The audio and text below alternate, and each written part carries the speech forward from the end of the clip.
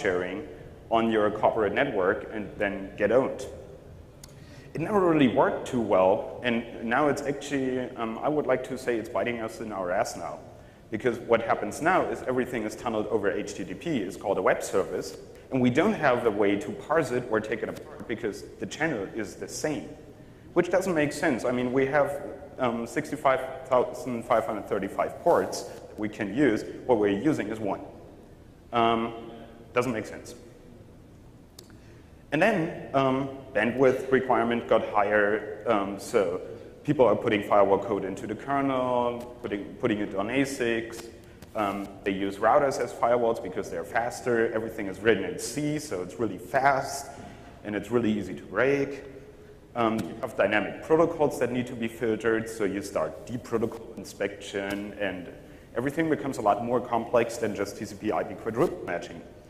And what we cannot tunnel over HTTP, we have to terminate at the firewall. So we have a VPN there, and we have the VPN key material, and we need to authenticate the people that do VPN. So we link the firewall to our Active Directory, which contains all the central data and all the central authentication information of our company.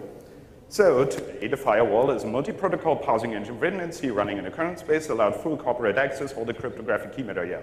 And it's called a security device. Yes, good, thank you. Brilliant. Now, the other smart idea that was coming out was the detection paradigm. So the idea was, okay, let's just detect the attacks. And then someone on a drug that I want to know what it was actually started to market it as intrusion detection, which really, from the terminology point of view, doesn't make sense, because how do you detect something that the vendor didn't detect in the first place? So the detection paradigm has a fundamental issue.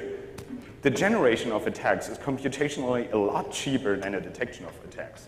So it doesn't matter if you monitor your IDS or not. If I don't want to be seen, I'm just spamming it, which is a really good parallel, because IDS logs and your email inbox without a spam filter is actually more or less the same thing. Imagine you have an email address. I have my Phenolid address for, I don't know, more than 10 years. And so I'm getting a significant amount of spam. And I know how it feels to be overwhelmed with a lot of bullshit, and in between you try to find the information. Now, if log files are for something where you don't know what you're looking for, because that's why you keep a log. If you knew what you're looking for, you would be blocking it in the first place. Now, essentially, IDS logs and log correlation have more or less the same reliability of your current spam filter, and I think everyone knows how much information is either caught in a spam filter or the spam goes to you, and, like, the business email goes into the filter. And then, now, a thought experiment for you, because I find it always fascinating that people don't get this point. Let's define a secure server as one server that does not expose a single vulnerability when parsing and handling the supported protocol. Okay, like a web server, a secure web server would not expose a single vulnerability for parsing a protocol. Now, start with naming a non-trivial, I mean, everything but finger, right? Widely used. 2 years ago, I would say, well, if there is a null pointer dereference in your code, well, that's a denial of service, or that's a crash bug, but it's not going to be code execution for the attacker. Even that changed, because some clever people came up with code execution for a null pointer dereference, and it wasn't even that hard once you saw the method. And then we have other technologies. I mean, I've seen companies that rely solely on like 1 or 2 vendors to protect them, and they're like putting out their entire budget to Symantec and Cisco. So asking myself, what happened to the self-defending network that was marketed by Cisco? And those are just to highlight this fact about like the firewalls and the IDSs with a single vendor, but it's not about Cisco, it's about all the vendors.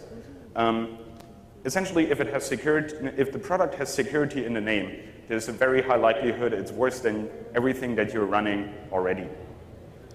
So looking at something like the Cisco Security Monitoring Analysis and Response System, which sounds like you have a whole installation of US military people sitting in your office, it fails to validate SSL certificates and SSH public keys, which essentially means every well-formed certificate with whatever bullshit you want in there will get you access. Or the Cisco Secure Access Control Server will fail with specifically crafted HTTP GET requests. Remember when I said around 2000 everyone and their dog wrote web servers and they were broken? Well, now the web servers are all good, but your security software is going to break and going to buffer overflow because someone fuzzed the HTTP on it. And we have other things like the administrator authentication going wrong in a Cisco Security Agent Management Center because it just doesn't really talk to the LDAP server and ask if the password is correct.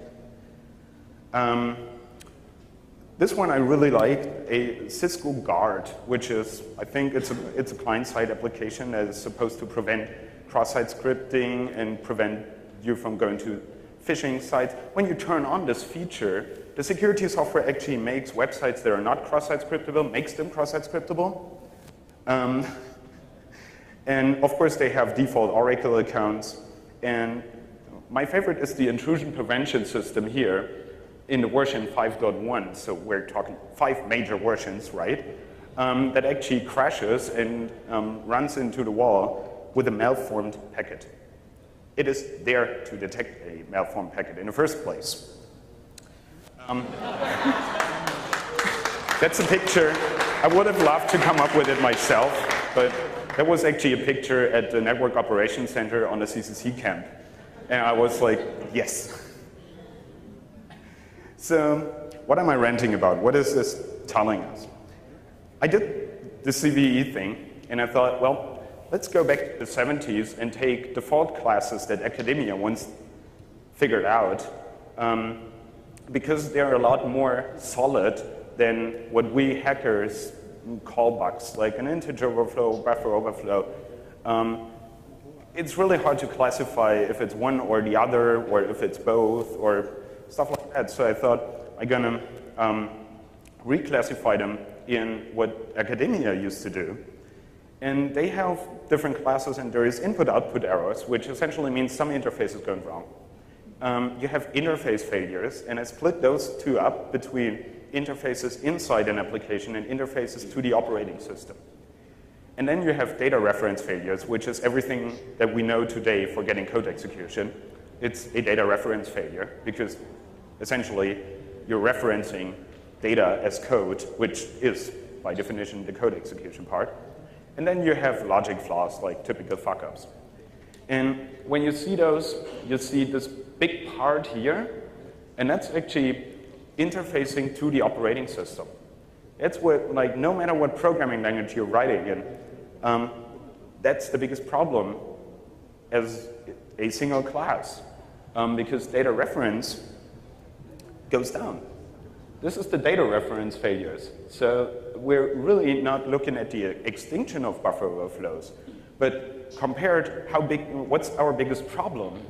This changed. Our biggest problem was buffer overflows, certainly, but it's no longer. It's input-output, which is all the interfaces between or inside applications. So everything I classified here, for example, is cross-site scripting and SQL injections, and the interface to the operating system. Now, if you take more secure programming languages, that makes a lot of sense. All the later programming languages don't have buffer overflows, but are still vulnerable. In the past, the classic thing that went wrong, and I guess Window can totally agree to that, is parsers, right? If you need to parse something, the more complex the thing that you need to parse, the more likely someone's going to fuck it up. Protocol parsers, file formats, whatever, what have you. And almost all of the faults that were identified led to data reference failures.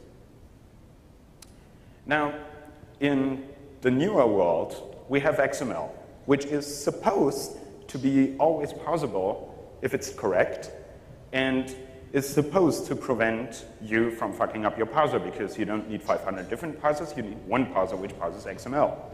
This assumes that you don't write your parser as a search and copy C application, that you don't parse the XML with a regular expression, that you actually validate the XML structure before feeding it into the parser, and that you actually have a definition of your XML. We're seeing so much XML floating around that actually doesn't even have a definition to it because the people who came up with the XML format didn't even know that there is a definition to the XML format that they should use. In the same context, I was looking at the new hype, Web 2.0, not like I know anything about it, but the few things I know about it is it's all about I/O. It's all about user-generated, provided content, or evil content. I mean, realize that user-provided content is, in fact, in most cases, really, really evil, either because the user was an idiot or an asshole. And enormous trust is placed with all the web applications in a single application that runs with 128 toolbars, all written in C++, and it's all running in the same address space. Yeah, they're not all written in C++. I've seen it, but anyway, it is like one application, one process that everything relies on. Like all the security you have in your operating system is fine. It prevents people from port scanning you. It prevents people from exploiting data reference failures in your processes. But you have only one process that takes all the trust on your side. And those things actually grow very complex. Now, complexity is the one thing that sure as hell is going to kill every security measure that you have. The more complex something gets, the more likely, or like exponentially likely it is to actually break. So Windows is the showcase. Windows is so hard to make secure and right because it's just so huge. And like when you use large amounts of someone else's code, you have the problem that you don't actually know how it works.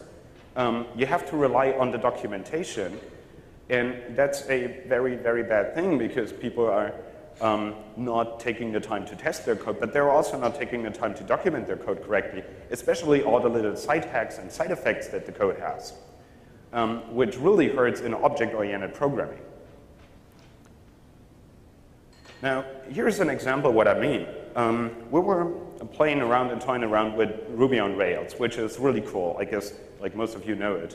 If you need a web application, it goes like click, click, click, boom, ready. That's really cool. It's a model view controller concept, so it's not all tangled up code and stuff. You have a database abstraction to it. And there's something called scaffolding, which essentially says, here's my table layout, and go generate the code for me, which is cool. Generated code is a lot better than handwritten code. Now, the problem is the default scaffolding doesn't do a lot. It doesn't provide much functionality either. If you have a database design that's a bit above like username, password, address or something, then yeah, you have to do something else. You have to extend the code. Now with a single line in the view code, you can introduce a cross-site scripting attack, which is also fed into the database. Once the data is in a database, everything on Rails thinks it's cool, it's fine, it will use it. There is no validation when the data comes off the database. And then if you take more complex code generators like active scaffolding, which can actually handle interconnected tables, something that we in like table references are quite useful in SQL if you actually want to use a database and not just like a single table. You need active scaffolding, and it comes fully equipped with SQL injectable code, which means like all the generated code doesn't get you anywhere because you have to go back and fix like all the generated code. Or you try to fix the code generator. Turns out it's not as easy as that. We tried that. It's not really easy to fix the code generator to prevent SQL injections. And then you have the web infrastructures, like mashups going up more and more.